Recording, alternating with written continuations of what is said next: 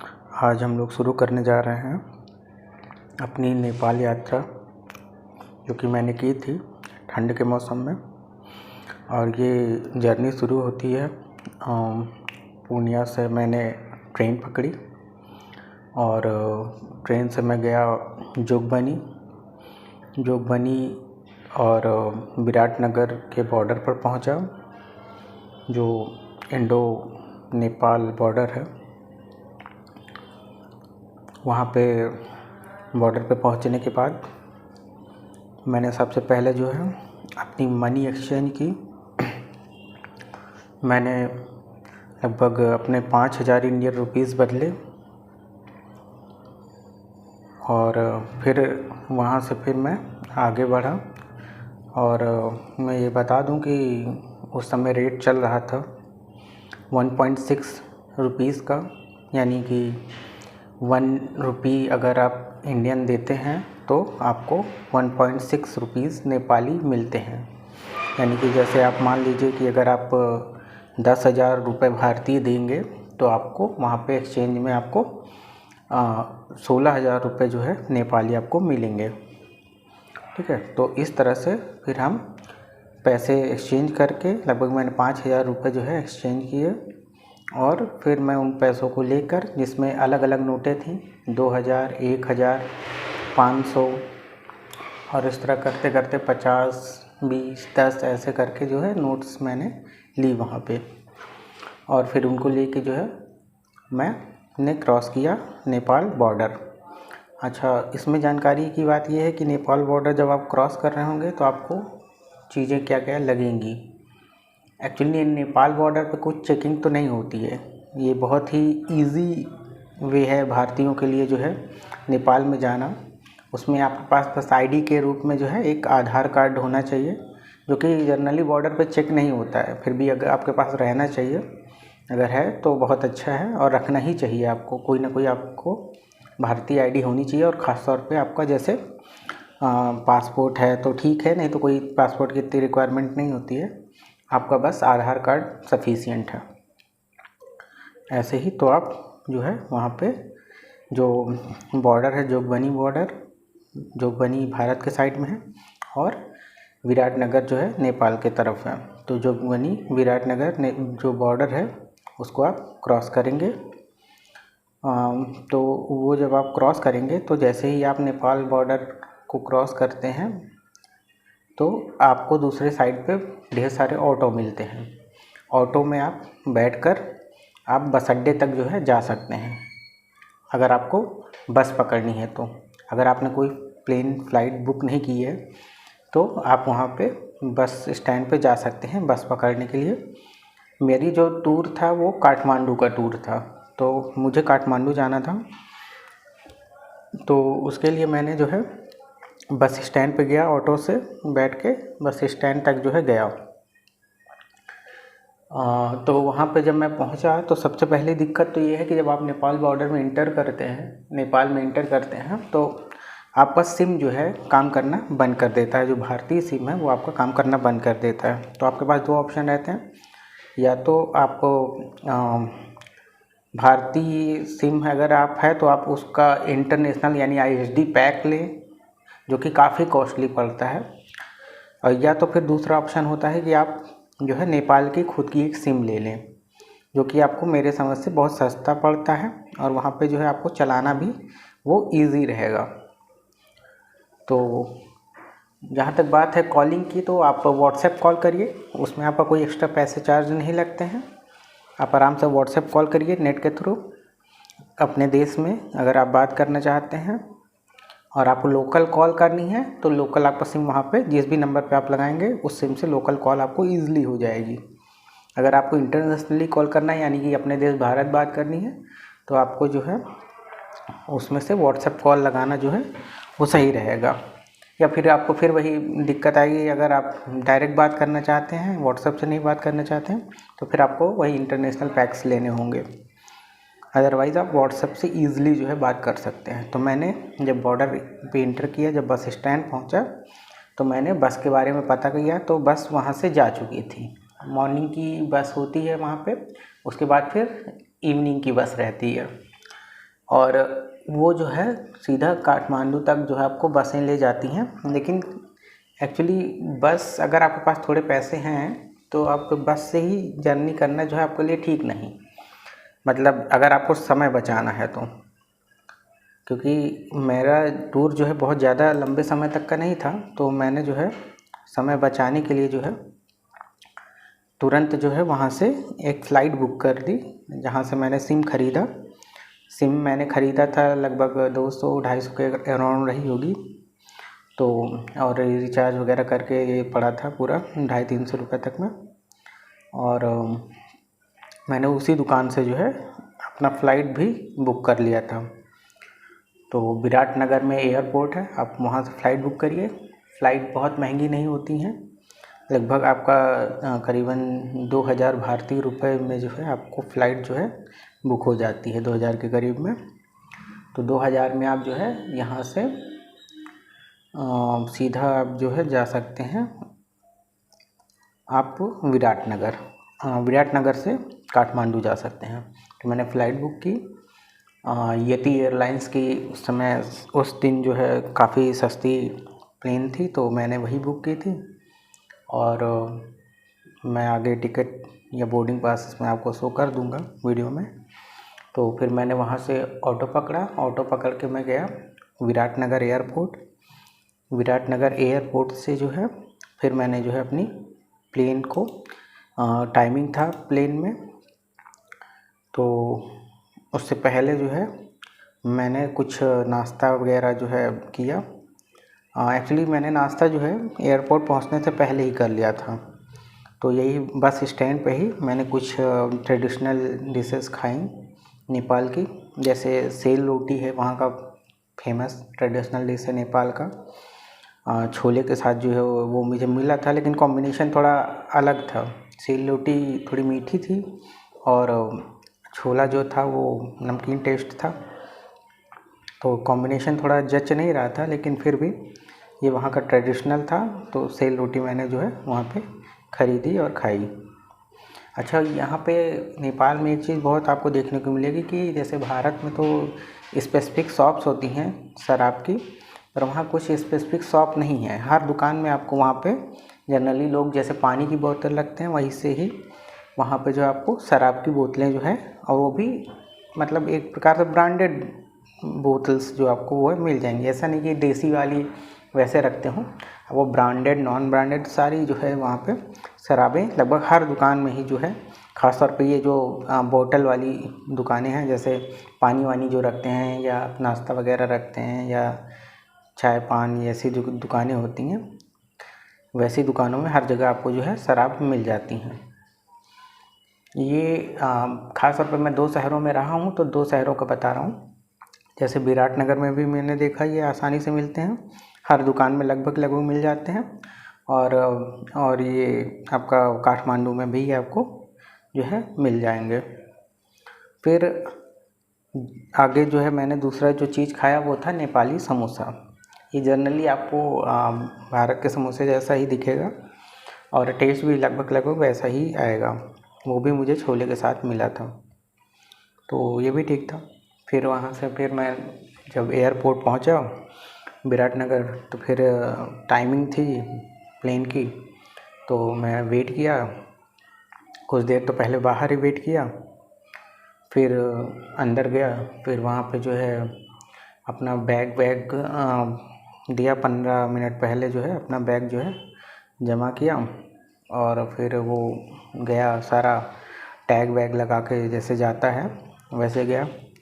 और फिर मैं इंतज़ार किया, फिर बोर्डिंग पास मिला मुझे, और फिर जो है मैं जब टाइम हुआ प्लेन का उससे कुछ समय पहले जो है लाइन में लगा, और जो है जहाँ से बसेस ले जाती हैं प्लेन तक, वहाँ पे जो है बोर्डिंग एरिया में जो है जाके बैठ गया और इंतज़ार किया। तो थोड़ा प्लेन लेट भी थी, तो लेट हो गई थी, तो जैसे ही प्लेन आई फिर हम लोगों को जो है बस में जो है प्लेन तक जो है ले जाया गया। वहाँ पे यति एयरलाइंस का जो है मेरा टिकट था, तो मैंने उससे जो है सीट नंबर जो मेरा था वो 7F था और खिड़की की साइड की सीट थी मेरी। और ये मेरी जर्नी थी 22 फरवरी की। तो काफ़ी ठंड का मौसम भी था, तो मैं डर रहा था कि वहाँ जाके पता नहीं कैसा मौसम हुआ, क्योंकि ज़्यादा मैं वैसा कपड़ा ले नहीं गया था ठंड के हिसाब से, मतलब बिस्तर वगैरह ले नहीं गया था, जो बिस्तर ट्रेवल करने में दिक्कत होगी। तो मैं इसी बात का थोड़ा डर था मेरे अंदर। वहाँ जब गया तो वहाँ पे हर जगह हर एक कमरे के साथ रजाई गद्दे वगैरह ये सब आपको मिल जाते हैं, चाहे वो आप डॉर्मेट्री या फिर कैसा भी लीजिए। तो उसके बाद जो है जब मैं फ्लाइट में बैठा तो ये मेरा फर्स्ट टाइम था जबकि मैं खुद से ही फ्लाइट बुकिंग करवा के जो है और एक इंटरनेशनल मतलब दूसरे देश में जो है फ्लाइट से ट्रेवल कर रहा था। तो काफ़ी अच्छा एक्सपीरियंस रहा। तो उससे सीखने को भी मिला कि क्या क्या स्टेप्स होते हैं, क्या क्या करना पड़ता है। तो ये सब करना चाहिए, थोड़ा इसकी जानकारी होती है, अच्छा लगता है। अब उसके बाद जो है फिर मैं नेक्स्ट जो था वो मैं फ्लाइट में बैठा तो खिड़की की साइड मिली थी, तो बहुत अच्छा लग रहा था। उसके बाद प्लेन जब चलता है महिला तथा सशस्त्र विमान विमान स्थानमा अवतरण गरेका छौँ। कृपया विमान पूरा नरुकिएसम्म आफ्नो सिटको पिठी नफुकाल्नुहोला। बाहिरको तापक्रम 15 डिग्री सेल्सियस रहेको छ। विमानबाट बाहिर उर्लनु अघि आफ्नो सम्पूर्ण सामानहरू जाँच गरिदिनु अनुरोध गर्दछौँ। यदि एयरलाइन तथा तराईको उडान सम्बन्धी जानकारीको लागि कृपया हाम्रो ग्राउन्ड स्टाफहरूसँग सम्पर्क राख्न अनुरोध गर्दछौँ। इंजन स्टार्ट हुए और प्लेन जो है रनवे लेने के बाद जो है ऊपर की तरफ उड़ना शुरू किया। अब जबकि मैं प्लेन में ऊपर पहुंचा तो ऊपर से सारे मकान बिल्डिंग्स जो ज़मीन से देखने पे बहुत बड़ी लगती थी, अब वो बहुत ही छोटी छोटी मतलब कीड़े मकोड़े चींटी जैसे साइज़ के हो चुके थे। जब आप बहुत ऊपर पहुंचते हैं तो नीचे की सारी चीज़ें आपको बहुत छोटी छोटी नज़र आने लगती हैं। तो काफ़ी अच्छा मौसम था, ठंड का मौसम था थोड़ा सा, लेकिन प्लेन में ऐसा कुछ खास ठंड नहीं लग रहा था और बहुत अच्छा सफ़र गुज़रा।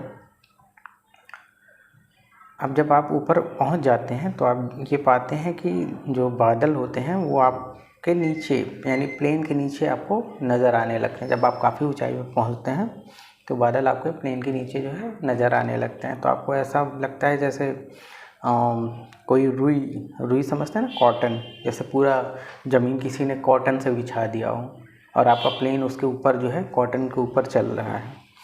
आप देखेंगे खिड़की से जब काफ़ी दूर नज़र लगाएंगे तो आपको दिखेंगे कि बर्फ़ के पूरे पहाड़ आपको बड़े बड़े अच्छे से सुंदर सुंदर दिखते हैं। तो आप जब भी कभी भी बुकिंग करिए नेपाल यात्रा तो आप दिन की ही करिए, तो दिन में आपको पहाड़ यानी बर्फ़ से भरे पहाड़ जो है आपको देखने को खूब मिलते हैं। आपको काफ़ी अच्छा एक्सपीरियंस होगा। तो हमेशा फ़्लाइट जब भी बुक करिए तो दिन की ही ट्रैवल की बुक करिए। तो नेपाल में आपको ख़ासतौर पे ये जो दिन का ट्रैवल होता है इसमें बर्फ़ से भरे हुए पहाड़ जो है आपको देखने को खूब मिलेंगे, जो कि आपका एक प्रकार से पैसे वसूल जर्नी जो है आपको फील कराएगा। इसके बाद लगभग 1 आध घंटे बीतने के बाद जो है जब हमारा प्लेन जो है काठमांडू पहुंच चुका तो फिर प्लेन धीरे धीरे जो है नीचे की ओर आया और उसके बाद जो है इंस्ट्रक्शंस जो है मिलने शुरू हो गए कि प्लेन जो है नीचे की तरफ आ रहा था। तो वो इंस्ट्रक्शन सारे नेपाली लैंग्वेज में थे, तो वो सुनते हुए हम नीचे की तरफ आए और प्लेन जो है फिर से रनवे पे था और धीरे धीरे करके प्लेन जो है रुका। जब वो प्लेन टेक ऑफ करता है या टेक डाउन करता है तो बहुत ही तेज़ स्पीड रहती है। काफ़ी तेज़ स्पीड बनाने के बाद जो है प्लेन जो है ऊपर उड़ता है और जब नीचे आता है तो भी काफ़ी तेज़ स्पीड होती है। इसके बाद फिर जब हम लोग प्लेन से उतरे तो यति एयरलाइंस की बसेस जो है प्लेन के पास आके लग जाती हैं और फिर वो हमें जो है लेके काठमांडू जो हमारा बैगेज एरिया है वहाँ पे उतारती हैं। तो शाम को पहुँचा था जब मैं, तो काफ़ी हवा चल रही थी और फरवरी का मौसम था, तो हल्का हल्का ठंड भी, फरवरी एंड का था तो थोड़ा ठंडा मौसम भी लग रहा था। हाँ, तो मैंने काफ़ी अच्छे से खुद को ढक रखा था, कपड़े, जैकेट, टोपी वगैरह भी पहन रखी थी। फिर मैंने अपना बैगेज लिया, फिर मैं बाहर आया। तो जब बाहर आया तो क्योंकि मैं ये जर्नी कुछ बहुत प्लान्ड नहीं थी, तो मुझे नहीं पता था कि मैं बाहर आने के बाद किधर जाऊँ और क्या करूँ। तो ऐसा समझ में कुछ नहीं आ रहा था। तो मेरे दिमाग में था कि अभी तो चल के कुछ खाना चाहिए मुझे। तो फिर जैसा कि मैंने इंडिया में प्लान किया था कि मैं वहाँ पे जाके जो है एक कुछ वीगन रेस्टोरेंट्स हैं, क्योंकि मैं वीगन हूँ तो जाहिर सी बात है कि मैं वीगन एरियाज़ ही थोड़ा ढूंढता हूँ ताकि खाने में कोई गलती ना हो। तो मैंने कुछ वीगन रेस्टोरेंट्स पहले से देख रखे थे, तो वो भी था मेरे प्लान में कि वहाँ पे एक्सप्लोर करना है, जाना है और खाना है और देखना है कि कैसे नेपाल में जो है वीगन रेस्टोरेंट्स चल रहे हैं, क्या हालात हैं उनके। तो वो देखने के लिए जो है मैं फिर आगे बढ़ा। उसके लिए मैं जो है काफ़ी जर्नी करने के बाद जो है मैं वहाँ तक पहुँचा। काफ़ी शाम हो चुकी थी, कुछ रात जैसा भी हो गया था, ये आप कह सकते हैं, अंधेरा हो गया था काफ़ी। तो काफ़ी ट्रैवल करने के बाद, अलग अलग बसेस बदलने के बाद जो है मैं धीरे धीरे थमेल, वहाँ पे काठमांडू में एक जगह है यहाँ पे वो वीगन रेस्टोरेंट था जिसका नाम था Loving Heart restaurant, vegan restaurant था ये। तो मैं वहाँ पे पहुँचा शाम के टाइम पे। जब गया तो लगभग रेस्टोरेंट का क्लोज़र टाइम आ गया था, रेस्टोरेंट काफ़ी बंद होने के समय पे मैं पहुँचा, तो लास्ट टाइम ही चल रहा था। तो ढूंढते ढूंढते मैं पहुँच ही गया फाइनली थमेल में, उस रेस्टोरेंट तक। उसके बाद अच्छा, ये मैं पहुंचा था गूगल मैप के थ्रू, क्योंकि मैं जर्नली मेरी कोई प्लानिंग नहीं होती जी कहीं पे भी, तो मैं गूगल मैप के सहारे ही सब कुछ जो है ढूंढ के हर जगह पहुंचता रहता हूं। तो मेरी सभी जर्नीज़ में हमेशा ऐसा ही होता है। तो जब मैं यहाँ पहुंचा तो मैं बैठा, फिर वो लेडी आई ऑनर, उन्होंने मुझसे पूछा कि मतलब क्या लेना है आपको। तो एक्चुअली वो सब नेपाली थे, तो थोड़ा पहले तो नेपाली लैंग्वेज में तो मैंने बोला, मतलब कुछ कुछ समझ में आता है, पूरा तो अच्छे से नहीं आएगा, क्योंकि जब तक आप रहे नहीं, जानते नहीं रहे, आपकी बोली भाषा ना हो तो आपको थोड़ा दिक्कत तो होती है कहीं भी आप जाएँ तो, जो भी अदर भाषा में की जगहों पे आप जाते हैं। तो जब मैं यहाँ पहुँचा तो फिर मेन्यू मुझे मिला, तो हिंदी वो जानते हैं, क्योंकि नेपाल में हिंदी इतना कठिन नहीं है लोगों का जानना और बोलना, वो लोग भी बोलते हैं। तो नेपाली वैसे भी हिंदी से काफ़ी मिलती जुलती भाषा है। तो मेन्यू मिला, तो फिर मेन्यू में जो है मैंने एपेटाइजर्स में देखा, तो जैसा कि नेपाल की फेमस डिश है, ट्रेडिशनल डिश थुक्पा, तो मैंने एक वीगन थुक्पा जो है ऑर्डर किया, क्योंकि मैंने काफ़ी सुन रखा था थुक्पा के बारे में, तो मैंने लेकिन कभी खाया नहीं था थुक्पा मैंने। तो थुक्पा ऑर्डर किया मैंने, और फिर वहाँ से जो है थोड़ी देर में मुझे बन के एक थुक्पा आया, जो कि एक बड़े से बाउल में था। उसके साथ जो है एक छोटे से बाउल में जो है मस्टर्ड की जो है चटनी जो है साथ में मिली थी मुझे। तो थुक्पा बेसिकली क्या होता है मैं आपको बता दूं। थुक्पा वैसे तो इसमें नॉनवेज का थुक्पा भी आता है, पर मैं जैसा कि मैं एक वीगन रेस्टोरेंट में था और मैं वीगन हूँ, तो मुझे वीगन थुक्पा ही चाहिए था।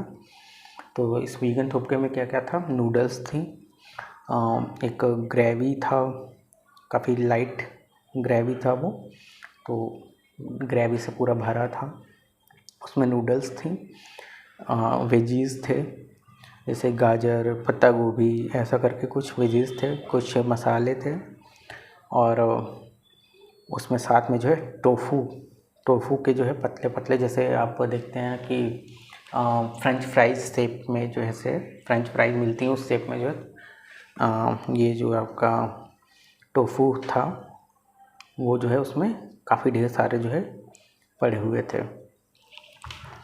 तो धीरे धीरे जो है मैं काफ़ी इन्जॉय करते हुए इस थुपके को खाया चटनी के साथ, मस्टर्ड चटनी के साथ। अच्छा, मैंने देखा वहाँ पे ट्रेडिशनली जहाँ चटनीज़ मिलती हैं वहाँ पे ज़्यादातर मस्टर्ड की ही चटनी इस्तेमाल करते हैं। हम लोगों के यहाँ पे भारत में जो है चाइनीज़ में जब भी चटनीज़ यूज़ होती हैं वो मोमोज़ वाली रेड चटनी का ही ज़्यादा इस्तेमाल करते हैं, लेकिन वहाँ मैं देख रहा था कि जहाँ जहाँ मैं गया था उन जगहों पे ज़्यादातर जो है मस्टर्ड की ही चटनी जो है प्रेफर की गई थी। और वही जो है काफ़ी ये बहुत तीखी भी बिल्कुल नहीं होती है और काफ़ी अच्छे स्वाद की होती है।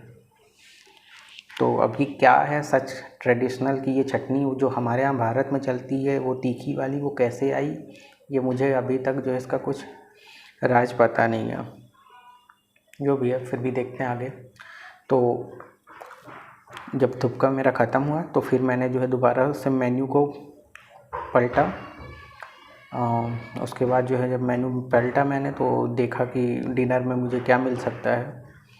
तो वैसे तो ये सफिशिएंट ही था, काफ़ी था पेट भरने के लिए, लेकिन फिर भी मैं चाह रहा था कि कुछ मैं और ऑर्डर करूं ताकि रात को जो है भूख वगैरह भी ना लगे और पेट भी पूरा भर जाए।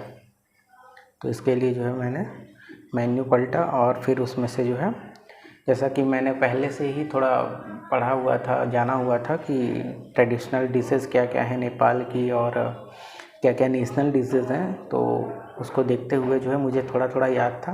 तो उस हिसाब से मैंने जो है फिर यहाँ की नेशनल डिश जो है नेपाल की जो कि दाल चावल है वो मैंने फिर ऑर्डर किया, क्योंकि दाल चावल हमारे भारत में एक सामान्य भोजन है, जनरली हम खाते ही रहते हैं, लेकिन वहाँ का एक नेशनल डिश है ये। तो मैंने सोचा कि यही ऑर्डर करना चाहिए, एकदम लाइट सिंपल और अच्छा भी रहेगा।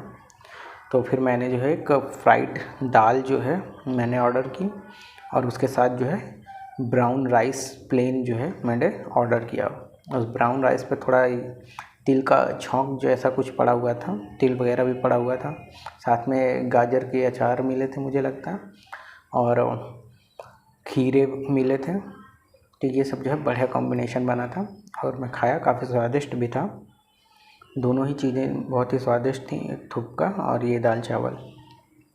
ये सब जब मुझे सर्व हो रहे थे तो मैंने ऑनर से पूछा कि क्या आप फ़ोटो क्लिक करवा सकती हैं मेरे साथ। तो फिर वो उन्होंने कहा या श्योर। तो फिर हमने जो है उनके साथ फ़ोटो ली और वो काफ़ी अच्छी लेडी थी। और एज अ वीगन होना जो है काफ़ी बड़ी बात होती है। तो जैसा कि वो चला रही थी रेस्टोरेंट वहाँ पे, बट काफ़ी मुश्किल काम है। तो वो फीमेल हैं, ऊपर से सिर्फ उनकी फैमिली का ही सपोर्ट है, बाकी बहुत बड़ा वहाँ पे वैसा कभी वीगन रेस्टोरेंट में बहुत ज़्यादा लोग तो आते नहीं हैं, तो खर्च चला पाना जो है काफ़ी मुश्किल काम है। लेकिन फिर भी वो लेडी जो है किसी तरह जो है वो रेस्टोरेंट मैनेज कर रही थी। तो अच्छा है, हमें बहुत गर्व होता है कि लोग किसी भी हालत में कैसे भी करके हर हालत में जो है अपना वीगन रेस्टोरेंट चलाते हैं और वीगनिज़्म का प्रचार करते हैं। ये काफ़ी अच्छा है। फिर मैं खा के फिर जब बिल मैंने पे किया उनको, तो बिल थोड़ा ज़्यादा था बिल अमाउंट जो है, लेकिन फिर उन्होंने जो है मुझे कुछ डिस्काउंट जो है अपनी तरफ से जो है बिना मेरे मांगे जो है उन्होंने अपनी तरफ से, क्योंकि मैं एक तो फ़ॉरेन से आया था, यानी उनके लिए तो फ़ॉरेन ही है, इंडिया से आया था। दूसरा मैं वीगन था, प्योर वीगन था, तो उसको देखते हुए जो उन्होंने अपने से जो है डिस्काउंट जो है अमाउंट जो है मुझे अच्छा खासा डिस्काउंट जो है खाने पे उन्होंने मुझे दिया। फिर मैं खाया, फिर उन्होंने मेरा नंबर लिया, एक कॉपी में उन्होंने मेरा नंबर नाम वगैरह नोट किया। फिर मैं हमारा बाय बाय टाटा हुआ और फिर मैं वहाँ से बाहर निकल आया। बाहर निकल के मैंने शॉप की जो उनका शॉप था उसके साथ एक दो क्लिक किए, तो उसके बाद जो है फिर मैं अपना रूम जो है सर्च करने के लिए जो है बाहर आ गया। तो एक्चुअली एक अनजान शहर था और रूम के बारे में कुछ पता नहीं था, और जनरली कि मैं प्रेफर करता हूँ जनरली हर जगह रूम डॉर्मेट्री ही लेने की। तो डॉर्मेट्री में क्या होता है कि बहुत ज़्यादा कॉस्टली भी नहीं पड़ता और सिंगल के लिए जो है वो सफिशिएंट रहता है। तो जैसा कि मैं डॉर्मेट्री ढूंढ रहा था लेकिन मिलना आसान नहीं था। आसान तो था बट एक्चुअली जब भी मैं कॉल करता था किसी को रूम के लिए तो दिक्कत ये होती थी कि वो लोग नेपाली में बोलते थे, तो कुछ बात तो समझ में आती थी, कुछ समझ में नहीं भी आती थी। तो कई जगह जो है रूम नहीं भी मिले थे, तो फिर काफ़ी मैं परेशान हो गया था, हताश हो गया था कि क्या शायद आज रात मुझे कैसे मतलब मैं बिताऊंगा। फिर मुझे लगा कि शायद डॉर्मेट्री आज नहीं मिल पाएगी आसानी से। तो फिर भी मैं अपनी कोशिशें जारी रखा, आखिरी तक जो है मैंने कोशिश की और फाइनली एक गूगल पे मुझे मिल गया हिमालयन बैकपैकर्स करके एक हॉस्टल था, हॉस्टल या होटल जो भी था वो। तो वहाँ पे जो मुझे वहीं पास में ही थमेल में ही था, जहाँ पे मैं मेन रोड पे खड़ा था उस वीगन रेस्टोरेंट के बाहर। जब आप निकलते हैं मेन रोड पे आते हैं तो इधर ही मैं खड़ा था। तो बाद में मुझे वो मिला, फिर मैंने उसका डिस्टेंस देखा तो वो पास में ही था। और जब पास में ही था तो मैं फिर उसको मैप ऑन करके वहाँ पे गया और फिर मैं वहाँ पे बात किया तो वो लोग हिंदी में ही बात कर रहे थे ईज़िली, तो कोई दिक्कत नहीं हुई। फिर मैंने एक डॉर्मेट्री रूम लिया वहाँ पे, तो लगभग करीबन 300 रुपये के करीब जो है उन्होंने मुझे एक डॉर्मेट्री रूम जो है दिया। फिर डॉर्मेट्री रूम लिया, फिर मैं वहाँ ऊपर अपने कमरे में गया और कमरे में जाने के बाद जो है मैं वहाँ पे, क्योंकि मैं ये सोच रहा था कि बिस्तर वगैरह कैसे मिलेगा कि नहीं मिलेगा, ठंड में कहीं मुझे ठंड तो नहीं लग जाएगी। तो वहाँ पे ऐसा कुछ नहीं था, डॉर्मेट्री रूम था। तो उसमें एक बेड के ऊपर दूसरा बेड जो है ऐसे करके बंक बेड्स थे। तो ऐसे लगभग एक कमरे में लगभग 6 बेड जो है ऐसे 6 से 8 बेड जो है थे वहाँ पे एक कमरे के अंदर। तो मुझे एक बेड मिला, खिड़की के पास का ही मैंने बेड लिया और फिर मैं अपना फ्रेश वगैरह हुआ, फिर लेटा वगैरह, फिर रात को सोया काफ़ी आराम से। बढ़िया रजाई गद्दा सब मिला था, तो ठंड भी नहीं लगी, सफिशिएंट था सब कुछ। एक अलमारी मिली थी रखने के लिए सामान वगैरह, तो मैंने सामान रखा और फिर जो है मैं सो गया। अगले दिन फिर सुबह हुई तो कुछ मैंने, जैसा कि मेरे प्लान में था, वीगन रेस्टोरेंट सर्च करके वहाँ पे जाना और खाना, क्योंकि खाने के लिए मेरे पास ऑप्शंस जो है हमेशा बहुत सीमित रहते हैं, क्योंकि मैं वीगन हूँ तो कोई भी एनिमल प्रोडक्ट नहीं लेता। और साथ में मैंने जो है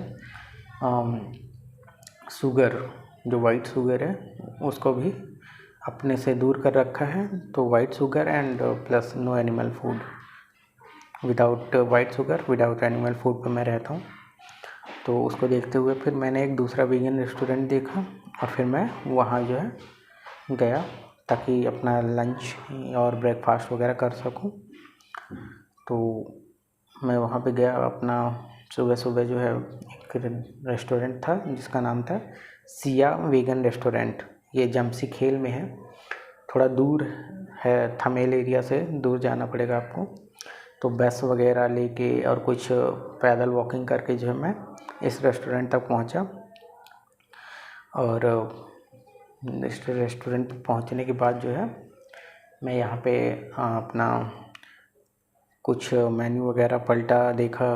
तो यहाँ पे आपको रेस्टोरेंट में जो है एक पॉन्ड जैसा मिलेगा जहाँ पे कुछ मछलियाँ भी तैरते हुए दिखेंगी। और इसका फ्रंट गेट जो है उस पर बंद था उस समय, जब मैं दोपहर के समय पहुँचा तो वो बंद था। तो साइड में थोड़े पास में एक साइड से अंदर एंट्री है, तो उधर से मैं गया था। तो अंदर गया, मैं बैठा, तो वैसे तो कोई अवेलेबल नहीं दिख रहा था। तो थोड़ी देर बाद जो एक लड़की आई और फिर उसने जो है ऑर्डर वगैरह लिया। तो ऑर्डर मेन्यू दिया, मैंने उसमें देखा तो मुझे बहुत सारी चीज़ें दिखी। तो अब सब कुछ तो नहीं खा सकता था ना, तो सब कुछ ऑर्डर कर सकता था। तो फिर फाइनली उसमें मैंने जो है यहाँ का ट्रेडिशनल जो है मोमो ऑर्डर किया। तो मोमो में भी वेराइटीज़ थी कई सारी, तो मैंने जो है उसमें स्टीम मोमोज जो है वो ऑर्डर किया। और स्टीम में भी कौन सा, कोदो मोमोज। कोदो मोमोज स्टीम वेरिएंट जो है मैंने ऑर्डर किया। तो ये फिर ऑर्डर के बाद जो है वो थोड़ा टाइम लगाया उन्होंने, और फिर बना के जो है थोड़ा टाइम ज़्यादा लग रहा था, तो मैंने सोचा कहीं भूल तो नहीं गए ये लोग, लेकिन ऐसा नहीं था। उन्होंने बनाया और फिर लेके आए वो। और मोमोज जब आए मेरे पास तो काफ़ी अमेजिंग जो है इसका स्ट्रक्चर था, तो देख के मुझे अंदर से खुशी आई। और इसका कलर भी जो है पहली टाइम देख रहा था कि मोमोज वाइट और फ्राइड जैसे नहीं दिख रहे थे, तो एक अलग ही लुक था उसका, जो कि आपको देखने को मिलेगा इसमें। और उसके साथ जो है वही एज़ यूजुअल हमको चटनी जो मिली थी वो मस्टर्ड वाली चटनी जो है वो साथ में सर्व की गई। फिर मैंने क्या खाया और काफ़ी टेस्टी था। और नेक्स्ट जो है फिर वहाँ से मैं पेमेंट किया। और एक्चुअली मुझे पहले मैंने सोचा कि नीचे बैठ के खाऊंगा, फिर मुझे दिखा कि ऊपर भी जो है उन्होंने बना रखा था ऊपर बैठ के खाने के लिए, तो मैंने सोचा कि क्यों ना चल के ऊपर एक्सप्लोर करते हैं खाने के लिए। तो मैं ऊपर गया तो मैंने क्या देखा कि वहाँ पे ऑलरेडी एक कपल जो है बैठा हुआ था, जो कि ड्रिंक कर रहा था। तो क्योंकि नेपाल में हर जगह ड्रिंक के लिए इतनी ज़्यादा सुविधाएं हैं और विदेशी पर्यटक भी बहुत ज़्यादा आते हैं, तो उस हिसाब से जो है वहाँ पे भी जो है ये देखने को मिला। तो वो लोग ड्रिंक कर रहे थे, तो मुझे वो थोड़ा सूटेबल नहीं लगा, क्योंकि मैं ड्रिंक नहीं करता, ना तो स्मोक करता हूँ ना तो ड्रिंक करता हूँ। सो मैंने वहाँ बैठना जो है ठीक नहीं समझा, तो मैं फिर सीढ़ियों से नीचे आ गया और फिर नीचे वाले ही एरिया में बैठा।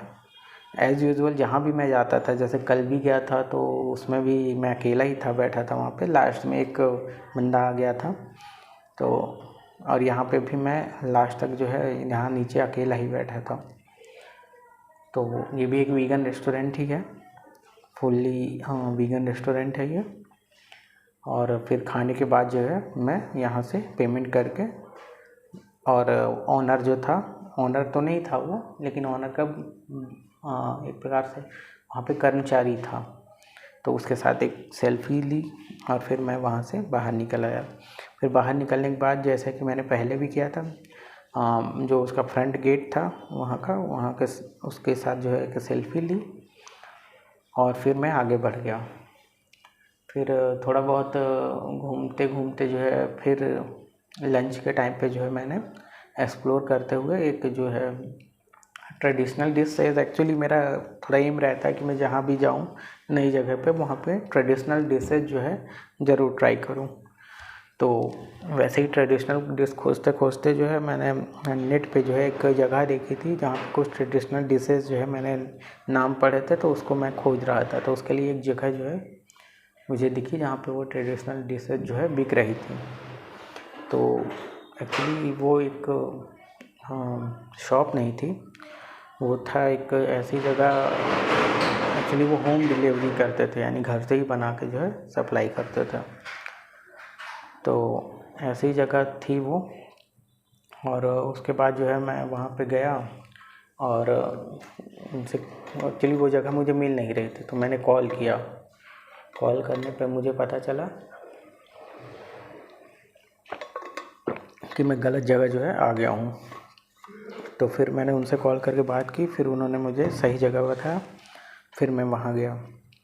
फिर वहाँ जब मैं गया तो फिर वहाँ उनका एक्चुअली घर था, अपार्टमेंट था, तो मैं उस अपार्टमेंट में गया। फिर धीरे धीरे जो है गार्ड ने मुझे उनका रूम बताया, फिर मैं उनके रूम तक पहुँचा। फिर वो डिश जो है ट्राई करने के लिए मैं उनके घर पे ही जो है, उन्होंने मुझे बताया कि आप यहीं बैठ के जो है खा सकते हैं। तो फिर मैं उनके घर पे ही बैठ के वो उस डिश को जो है खाया। उन्होंने उनसे बातें हुई, उनको पता चला कि मैं एक डॉक्टर हूँ, और उन्होंने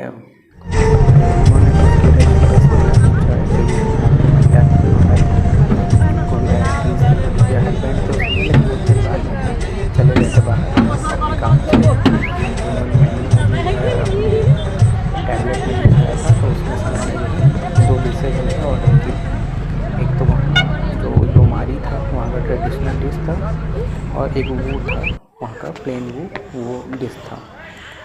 ये डिशेज जो है योमारी जो है वो एक ऐसी डिश है जिसमें जो है बाहर से चावल का बना होता है ये, और अंदर जो इसमें फीलिंग्स होती हैं गुड़ के बेस की, और वो जो होता है वो एक दाल का, जैसे हम लोग यहाँ बड़ा बनता है बड़ा वगैरह, तो वैसे ही वो एक रोटी जैसा था, वो दाल का जो है पीसी हुई दाल का जो है वो पका के बना था। तो वो था भाई साहब इतनी सीढ़ियाँ इसमें तो जैसे पैनकेक जैसा समझ सकते हैं आप, वैसा था। उसके साथ जो है वही मस्टर्ड की चटनी मिली थी, तो ये मैंने खाया। और ये जो आपका योमारी होता है इसका शेप जो है वो मछली की शेप की तरह जो है उन्होंने बना रखा था। उसके बाद उन्होंने अपनी तरफ से जो है मुझे ब्लैक टी ऑफ़र की। फिर एक्चुअली तब उनकी जो है बेटी घर पे आ गई थी, तो हमारी थोड़ी बात हुई उससे भी, और फिर उसने जो है मुझे ब्लैक टी के लिए ऑफ़र किया, और मैंने ब्लैक टी पी। लेकिन मैंने उस कंडीशन रखी थी कि मुझे वाइट शुगर उसमें नहीं चाहिए, मुझे जो है जैगरी चाहिए, क्योंकि मैं वाइट शुगर कंज्यूम नहीं करता, इसलिए फिर उन्होंने मुझे जो है वो टी जो है जैगरी की बनाई। और सिर्फ मेरे लिए ही नहीं, फिर वो पूरी फैमिली के लिए ही जैगरी टी बनी थी, तो सब ने वो जैगरी की ही टी पी थी पहली बार। तो उसके बाद फिर मैं वहाँ से निकल गया पेमेंट करके। उन्होंने मुझसे ब्लैक टी की कोई चार्जेस नहीं लिए थे, सिर्फ योमारी और वो के ही चार्जेस लिए, ब्लैक टी उनके तरफ से ही था। तो उसके बाद मैं वहाँ से बाहर निकला तो मैं पहुँचा नेक्स्ट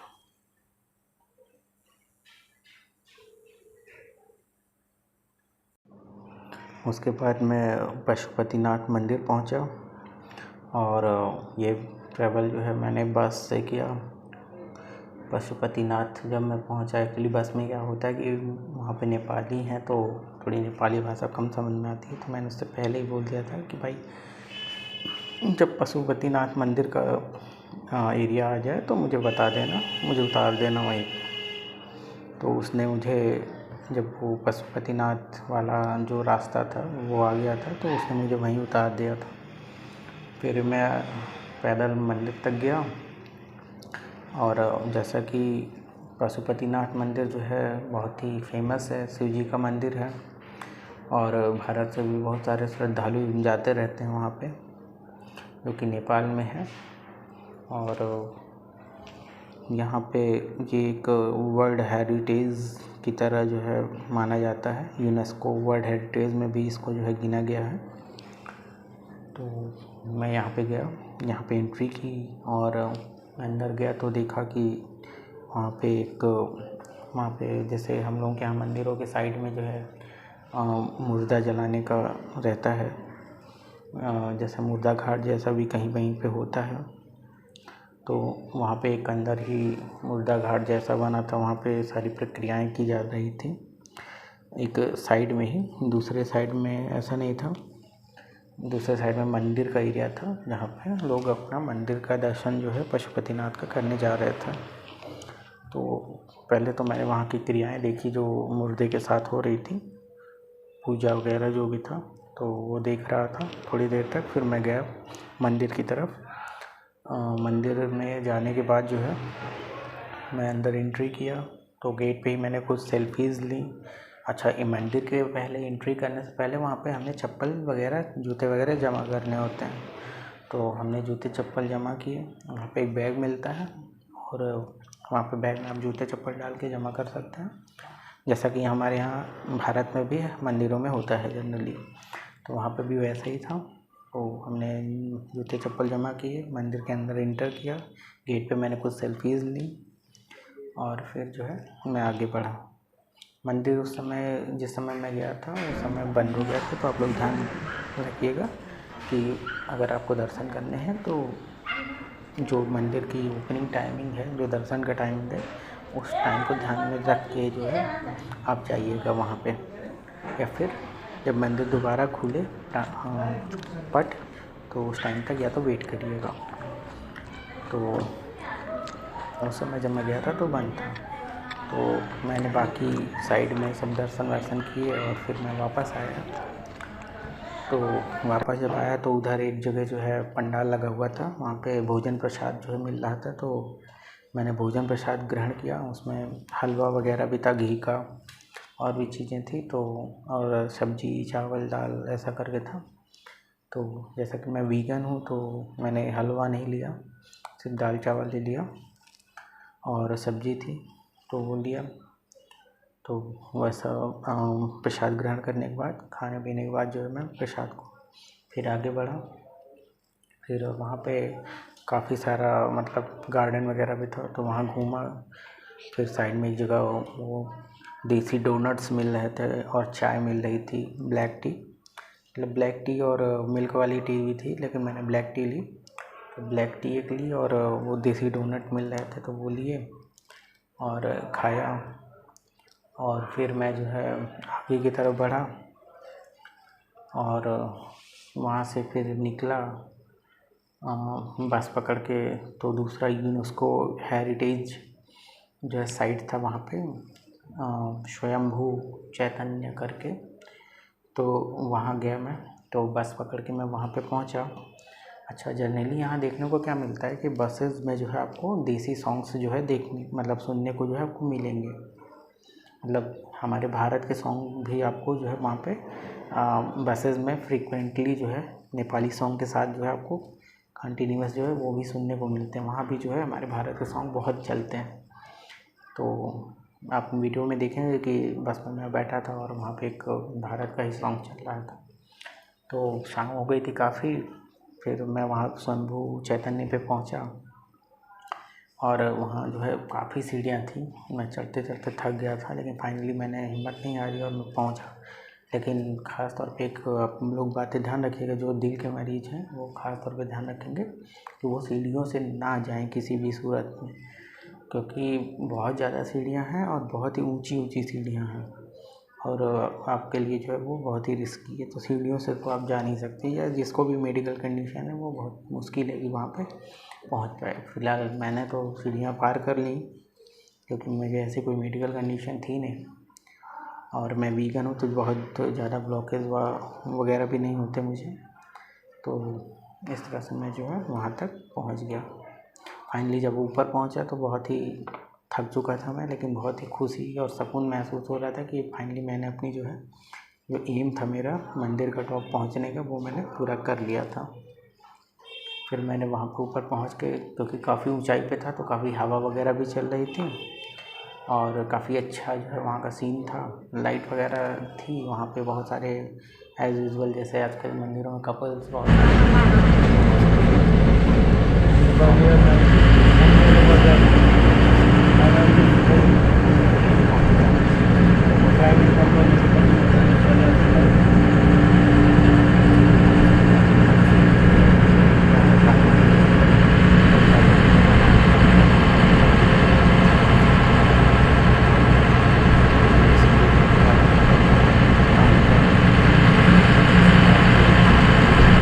मैंने सोचा था। तो फिर एज़ यूजुअल मैं, जैसा कि मैं ट्रेडिशनल डिशेज ढूंढता रहता हूँ, तो फिर मैंने एक जगह जो है एक्सप्लोर की।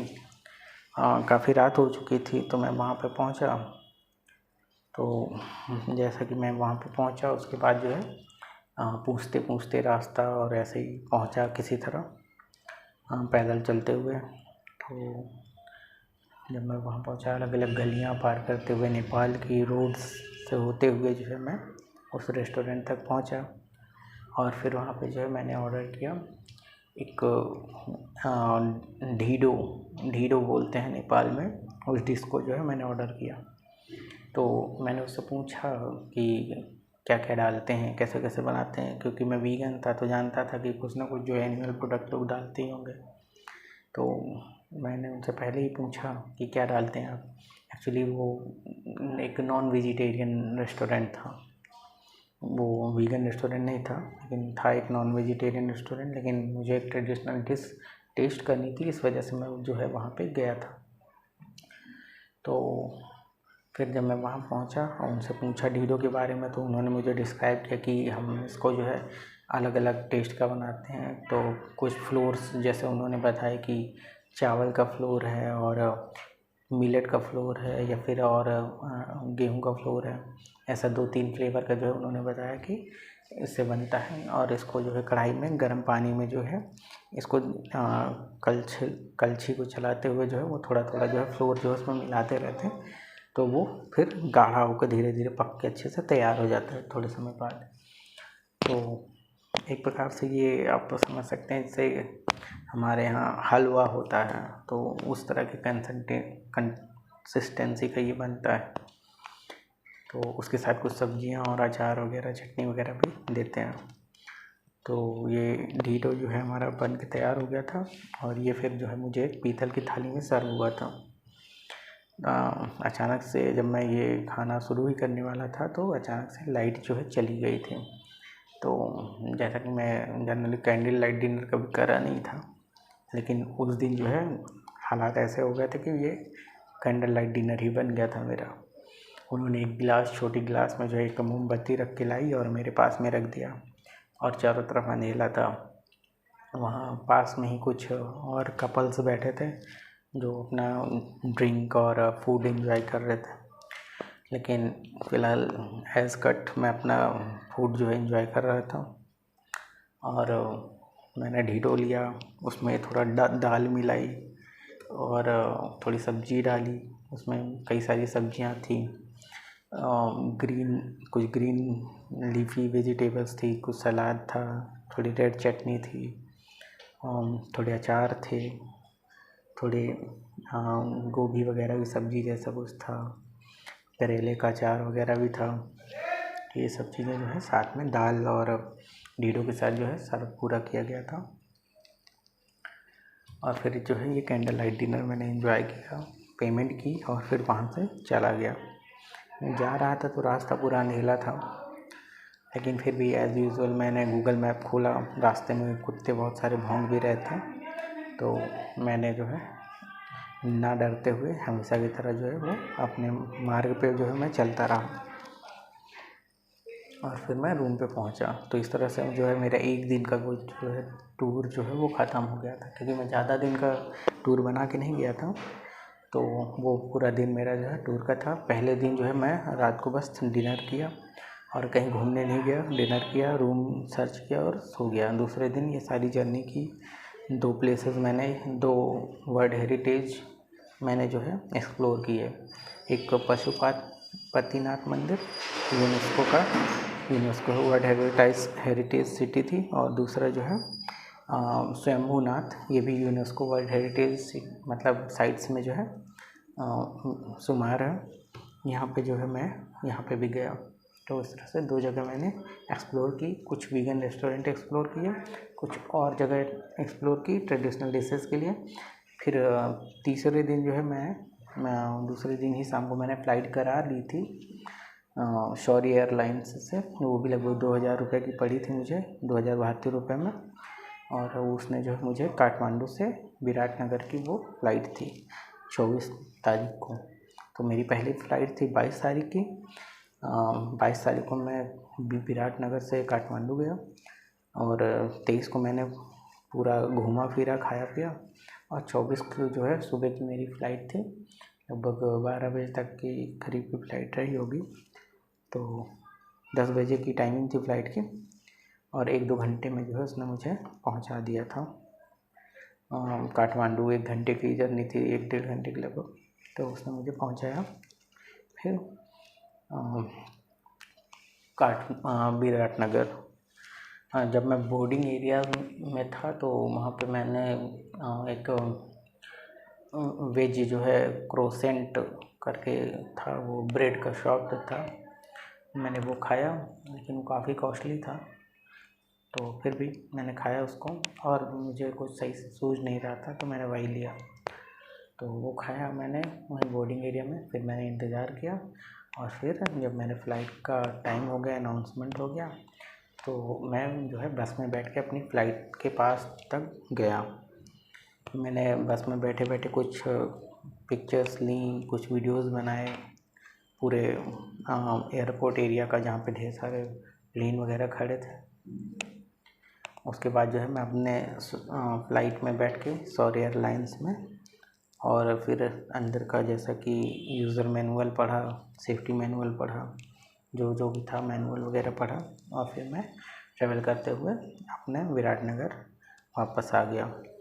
विराटनगर आते ही दोपहर का वक्त हो गया था, तो मैंने सोचा कि लंच करके ही, नेपाल से अपना आखिरी लंच करके ही फिर मैं अपने देश भारत को मूव करूँगा, आगे बढ़ूँगा। तो मैंने विराटनगर उतरने के बाद एयरपोर्ट एरिया से बाहर आया, जब मेन रोड पे आया तो मैंने एक ढाबे पे जो है अपना एक वीगन फूड जो है ऑर्डर किया। उसमें ध्यान रखा कि कोई चीज़ एनिमल प्रोडक्ट ना हो उसके लिए, तो पहले ही बोल दिया सब चीज़ें कि घी वगैरह नहीं डालेगा वगैरह वगैरह जो भी था। तो अपने फूड को वीगनाइज़ किया और फिर उसको एक थाली खाना मंगाया, जिसमें कि चावल, चोखा, चटनी, हरी चटनी और गोभी की सब्ज़ी वगैरह थी और दाल था। तो ये सब था, तो मैंने ये मंगाया और इसको खाया। उसके बाद फिर वहाँ पे प्याज की पकौड़ियाँ भी बन रही थी, तो मैंने प्याज की पकौड़ी भी ऑर्डर की और उसे भी खाया। और खाने के बाद जो है मैं फिर वहाँ पे बैठ के वापस आया। नेपाल में मैं जब 23 तारीख को काठमांडू में था, तो मैंने बीच में सुबह सुबह जो एक बार शॉपिंग भी की थी। तो मतलब पूरे दिन के टाइम पे जहाँ जहाँ भी मैं जा रहा था, तो थोड़ी थोड़ी शॉपिंग जो है, जो ट्रेडिशनल चीज़ें थी वो मैंने कुछ ख़रीद के अपने पास लाई थी, अपने साथ जो है घर वापस जो है लेके आया था मैं। तो उनमें से कुछ चीज़ें जो है वो थी कि वहाँ लपसी जो है, खाने में लपसी जो है वो फेमस थी, वहाँ का ट्रेडिशनल डिश था। तो एक तो गीली लपसी थी, एक सूखी लपसी थी। तो एक थोड़ा स्वीट टेस्ट की थी, एक थोड़ा टेंगी और स्पाइसी टेस्ट की थी। तो वो दोनों ही मैं लेके आया था अपने साथ। तो यहाँ बिहार में जहाँ जिस हॉस्पिटल में मैं था, वहाँ पे फिर उसको जो है मैंने लिट्टी के साथ जो है एंजॉय किया। और वहाँ जब मैं बॉर्डर पे आ गया था, तो मैंने अपना पैसा जो है, जो भी नेपाली रुपए मेरे पास बच गए थे, उसको मैंने जो है फिर से बॉर्डर के पास जो है एक्सचेंज कर लिया भारतीय रुपए में। तो मैंने सारे पैसे जो है एक्सचेंज कर लिए थे। लेकिन जब पैसे वापस एक्सचेंज करते हैं तो वो थोड़ा सा एक्स्ट्रा कॉस्ट लेते हैं। यानी जब आप नेपाली रुपीज़ लेते हैं भारतीय दे के, तो वो कोई एक्स्ट्रा चार्ज नहीं करते हैं आपसे। लेकिन जब उसका उल्टा करते हैं, आप नेपाली दे के भारतीय रुपीज़ लेते हैं, तो वो कुछ पैसे जो है एक्स्ट्रा चार्ज करते हैं। क्यों? क्योंकि भारतीय मुद्रा की जो है कीमत ज़्यादा है और नेपाली मुद्रा की कीमत कम है। इसलिए जो है जब आप नेपाली देते हैं और भारतीय लेते हैं, तो उसके एवज में जो है वो कुछ आपसे चार्ज थोड़ा बहुत करते हैं। तो उसने मुझसे कुछ एक्स्ट्रा चार्ज किए, लगभग 50 रुपये करीब चार्ज किए होंगे।